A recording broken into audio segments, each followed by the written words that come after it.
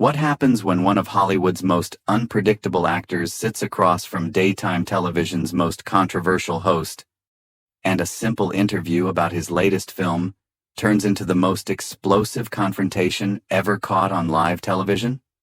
You're about to witness Nicolas Cage like you've never seen him before, and trust me, you won't believe what comes out of his mouth. Make sure to hit that subscribe button and drop a comment below because this is going to be absolutely wild. The View studio buzzed with anticipation as Nicolas Cage settled into the guest chair, his signature intensity already palpable even in casual conversation with the other hosts. He was there to promote his latest thriller, but Joy Behar had other plans entirely. "So, Nicolas," Joy began with that familiar smirk, "I have to ask about your financial troubles from a few years back. I mean, buying all those castles and dinosaur skulls, that was pretty irresponsible, wasn't it?" The temperature in the studio seemed to drop several degrees. Cage's jaw tightened almost imperceptibly, but his voice remained measured. "Well, Joy, I think that's a rather reductive way to look at someone's life choices. I made investments, some worked out, some didn't. That's called being human." "Investments?" Joy laughed, turning to the audience. "Is that what we're calling buying a pyramid tomb now? Come on, Nicolas. You have to admit, some of those purchases were just crazy." Whoopi Goldberg shifted uncomfortably in her seat, clearly sensing the tension building. "Joy, maybe we should focus on the movie," she suggested diplomatically. But Joy was just getting started. No, I think people want to know about this stuff. I mean, Nicolas, you've made some really questionable movies too. Like that one where you're fighting animatronics at a pizza place. What was that about?" Cage leaned forward slightly, his famous eyes beginning to show that familiar fire. "You know, Joy, I find it interesting that someone who's made a career out of sitting at a table and offering opinions would critique someone who actually creates art." The audience went silent. Even the cameramen seemed to hold their breath. Joy's smile faltered for just a moment before returning with renewed venom. "Art? Is that what you call screaming about bees? Or dressing up like a bunny rabbit? Come on, Nicolas. At some point you have to own up to the fact that you've made some real stinkers." "I own up to everything I've done," Cage replied, his voice getting slightly louder. "Every role, every choice, every moment of my career has been deliberate. I don't hide behind a desk making cheap shots at people who are actually out there taking risks." Sarah Haynes tried to jump in. "Nicolas, tell us about your new film, the one where you play." "Oh, let me guess," Joy interrupted. "Another Nicolas Cage movie where Nicolas Cage plays Nicolas Cage? Do you ever actually act? Or do you just show up and be weird?" That was it. Something shifted in Cage's posture, like a coiled spring suddenly released. His voice dropped to an ominous whisper that somehow carried more menace than any shout. "You want to know about acting, Joy? Let me tell you something about acting. Acting is about truth. It's about finding the raw, honest emotion in a moment and sharing that with the world, even when it makes you vulnerable. It's about commitment to a craft that most people could never understand." Joy rolled her eyes dramatically. "Oh, please. Spare me the lecture. You're not Marlon Brando, Nicolas. You're the guy who screams about stealing the Declaration of Independence. And you're the person who thinks making jokes about other people's lives passes for entertainment," Cage shot back, his voice rising. "At least when I commit to something, I commit fully. When I take a role, I don't phone it in. I don't sit in judgment of others while contributing nothing meaningful to the world." The other hosts were frantically trying to regain control of the situation, but it was like trying to stop a freight train with their bare hands. "Contributing nothing?" Joy's voice pitched higher, clearly stung by the accusation. "I've been in this business longer than you've been alive, sweetheart. I've interviewed presidents, covered wars, dealt with real news while you were probably still trying to figure out which relative got you into the movie business. Cage's eyes flashed dangerously. There at Island. The real Joy Behar. When you can't win an argument with facts, you resort to personal attacks and assumptions.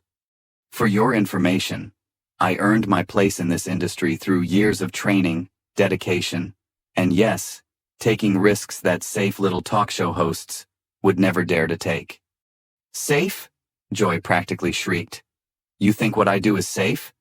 Do you have any idea what it's like to face criticism every single day? To have people analyze every word you say?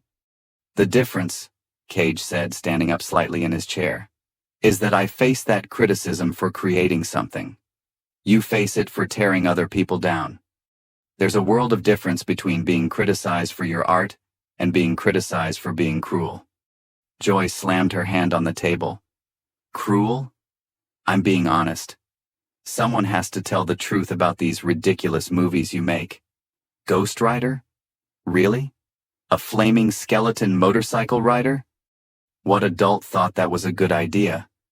Cage's voice suddenly went deadly quiet, which was somehow more intimidating than if he had screamed.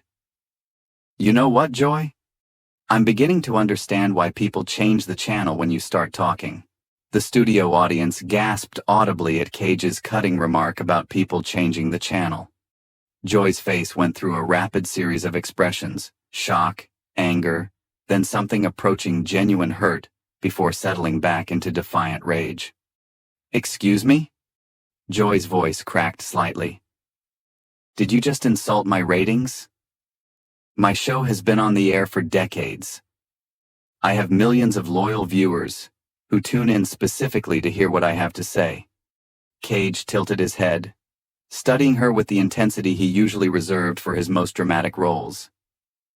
And yet here you are, using your platform to attack a guest instead of having a meaningful conversation. Tell me, Joy, when was the last time you created something that brought joy to people instead of just stirring up controversy?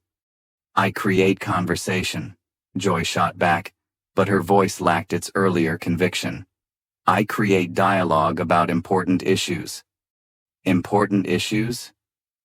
Cage's eyebrows raised in genuine incredulity. Like mocking someone's career choices? Like ridiculing artistic expression? If that's your idea of important dialogue, then maybe the problem isn't my movies. Maybe the problem is your understanding of what actually matters. Sonny Hostin attempted to mediate.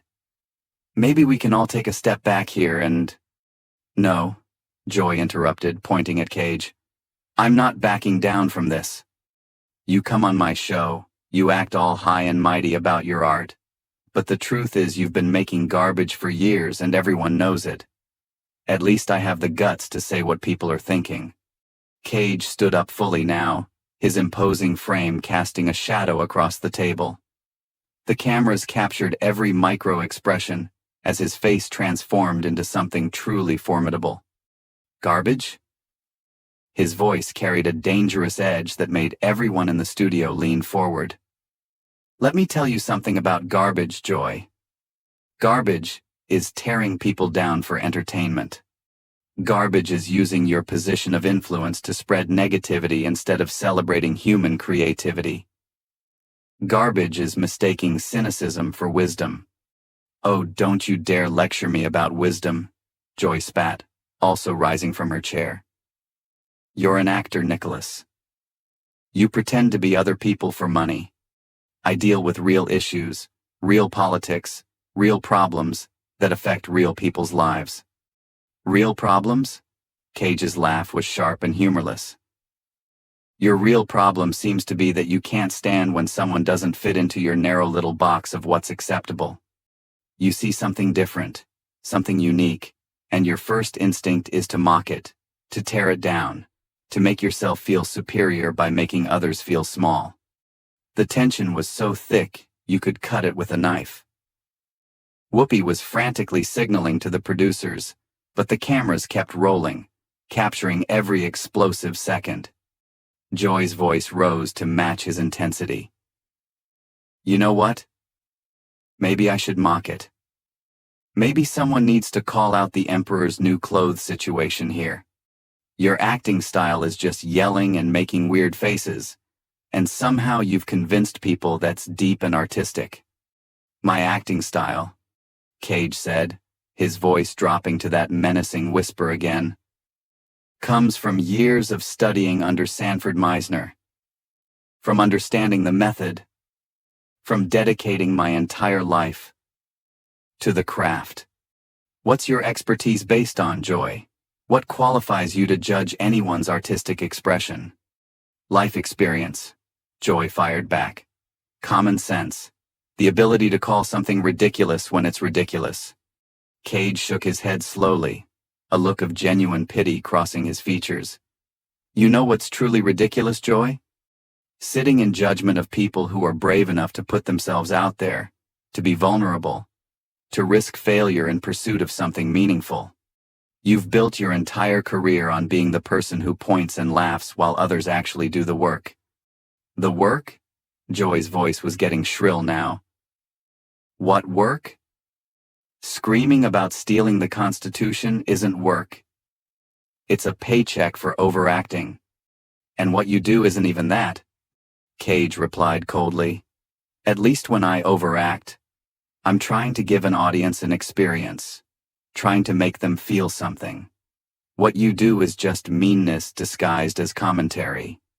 Ana Navarro tried desperately to change the subject. Nicolas, your fans really love your commitment to your roles. His fans are probably teenagers who think loud equals funny. Joy interrupted, clearly unable to let it go. Mature audiences want subtlety, sophistication, not whatever this island. Cage's eyes lit up with a dangerous fire. Mature audiences? Is that what you call your demographic? People who tune in to watch you bully guests and spread gossip? That's your idea of mature entertainment? I don't bully anyone, Joy protested, but her voice wavered. I ask tough questions. I hold people accountable. Accountable for what? Cage demanded. For daring to make choices you don't approve of? For having the audacity to be different? For refusing to play it safe like you've done your entire career? The accusation hit its mark. Joy's face flushed red with anger and something that looked suspiciously like shame. Play it safe? She sputtered. Do you think what I do is safe? Do you think it's easy to sit here every day and deal with criticism from people like you who think they're better than everyone else? I don't think I'm better than everyone else, Cage replied with deadly calm. But I'm starting to think I'm better than someone who uses their platform to spread negativity and call it journalism. Joy's face went through a kaleidoscope of emotions at Cage's cutting assessment of her platform. For a moment, genuine hurt flickered across her features before being quickly replaced by pure, undiluted fury. How dare you? She hissed, her voice trembling with rage. How dare you come into my house and act like you're some kind of artistic genius when everyone knows you're just a has-been riding on your uncle's coattails? The mention of Francis Ford Coppola was clearly the final straw. Cage's entire demeanor shifted into something primal and terrifying. His voice, when it came, was barely controlled thunder. My uncle's coattails? Each word was precisely enunciated, dripping with venom. You want to go there, Joy? You really want to make this about family connections? Let's talk about how you got your big break, shall we? Let's discuss the real story of how Joy Behar became Joy Behar. Joy's confidence wavered for the first time. That's completely different, and you know it. Is it? Cage took a step closer to the table, his presence dominating the entire studio. Because from where I'm sitting, it looks like someone who's never created anything meaningful is attacking someone who has dedicated his entire life to his craft. And now you want to make it personal? The other hosts had given up any pretense of controlling the situation. Whoopi was staring in fascination. Sarah had her hand over her mouth, and the audience was dead silent, witnessing television history unfold. Personal? Joy's voice cracked with hysteria. You made it personal when you insulted my intelligence, my career, my viewers. You think you can come on here and act like some tortured artist when everyone knows you're just a joke. Cage's laugh was sharp and bitter. A joke? You know what's a joke, Joy? The fact that you think tearing down other people makes you important? The fact that you believe cynicism is the same thing as wisdom. The fact that you've spent so many years being negative that you've forgotten what it's like to actually contribute something positive to the world. Positive? Joy shrieked. What's positive about making terrible movies that waste people's time and money? What's positive about convincing yourself that screaming and overacting is some kind of art form? Cage slammed his hand on the table with such force that the water glasses jumped. What's positive is that I try, Joy. What's positive is that I put myself out there. I take risks. I attempt to give people experiences they've never had before. Sometimes I fail, sometimes I succeed, but at least I'm not hiding behind a desk making cheap shots at people who are actually in the arena. The reference to Theodore Roosevelt's famous speech clearly went over Joy's head, but the power behind Cage's words was unmistakable. His voice rose to a crescendo that filled every corner of the studio. You want to know what my movies are really about? They're about passion, about commitment, about refusing to play it safe in a world full of people like you who think the highest form of entertainment is watching someone else fail. Every single role I've ever taken, from the smallest independent film to the biggest blockbuster, has been approached with the same level of dedication and respect for the craft. Joy was backing away slightly now, clearly intimidated by the sheer force of his presence. That's all well and good, but it doesn't change the fact that some of your movies are objectively terrible. Objectively terrible according to who? Cage's voice dropped to that dangerous whisper that somehow carried more menace than any shout. According to you? According to critics who wouldn't know genuine artistic risk if it bit them on the rear end? According to people who think safe, predictable mediocrity is somehow superior to ambitious failure? According to audiences, Joy stammered, clearly struggling to maintain her footing in the argument. According to box office numbers. According to common sense. Cage shook his head slowly, a look of genuine pity replacing the anger in his eyes. You really don't get it, do you, Joy? You think art is supposed to be safe. You think creativity is supposed to fit into neat little boxes that make everyone comfortable. You've spent so long living in that world that you can't even recognize authenticity when it's standing right in front of you. Authenticity? Joy's voice was getting higher and more desperate. Is that what you call it when you buy dinosaur skulls and pyramid tombs?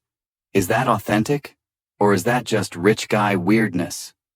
The personal attack seemed to energize Cage rather than hurt him. His response came with the full force of his considerable talent behind it. You know what, Joy? Yes, I bought unusual things. Yes, I made choices that other people wouldn't make. But at least I lived my life instead of sitting in judgment of people who actually have the courage to be different. At least I didn't spend my career hiding behind safe opinions and manufactured controversy. Joy was visibly shaking now, whether from anger or something else entirely. I'm not hiding behind anything. I say what needs to be said. Someone has to call out the nonsense. The nonsense? Cage's voice rose to a roar that could probably be heard in the parking lot. The real nonsense is thinking that destruction is the same as criticism. The real nonsense is believing that tearing people down makes you important. The real nonsense is wasting a platform that could be used to celebrate human creativity and instead using it to spread misery and negativity. The studio was so quiet you could hear a pin drop. Even the camera operators seemed frozen, afraid to move and break the spell of what they were witnessing. Joy made one last desperate attempt to regain control. I'm not spreading misery. I'm being honest about quality. I'm refusing to pretend that everything is wonderful when it's not. Cage stared at her for a long moment, and when he finally spoke, His voice carried a weight that seemed to press down on everyone in the room. Joy, the saddest part about this entire conversation is that you actually believe that. You've convinced yourself that negativity is honesty, that cruelty is truth-telling, that your inability to appreciate something different is somehow a virtue. But here's what you don't understand. You don't get to decide what art means to other people. You don't get to determine what brings joy or meaning to someone's life. All you get to do is choose whether you're going to add something positive to the world, or whether you're going to spend your time tearing down the people who are actually trying to create something beautiful. He straightened up to his full height, every inch the imposing figure that had captivated audiences for decades. I feel sorry for you, Joy. I genuinely do. Because somewhere along the way, you forgot that the point of art, the point of entertainment, the point of human expression, is to connect with each other, to share experiences, to find common ground in our shared humanity. Instead, you've chosen to use your platform to divide, to mock, to diminish. And the truly tragic part is that you think that makes you important. Joy opened her mouth to respond, but no words came. For perhaps the first time in her television career, Joy Behar was completely speechless. Cage gathered himself, smoothing down his jacket with the dignity of someone who had just delivered a masterclass in both acting and human decency. "Thank you for having me on your show," he said with devastating politeness. "I hope your viewers got the entertainment they were looking for." And with that, he walked off the set, leaving Joy Behar standing alone at the table, still unable to form a coherent response. The camera lingered on her shocked face for several long seconds before finally cutting to commercial, but the damage was already done. Nicolas Cage had just delivered the most devastating takedown in daytime television history, and Joy Behar had been left speechless in her own house. That's the power of authentic passion meeting manufactured controversy. That's what happens when someone who actually creates something faces off against someone whose career is built on tearing others down. And that's why this moment will be remembered as one of the most explosive confrontations ever captured on live television. What do you think? Did Joy Behar deserve everything she got in this exchange? Drop your thoughts in the comments below, and make sure to subscribe for more incredible moments like this one.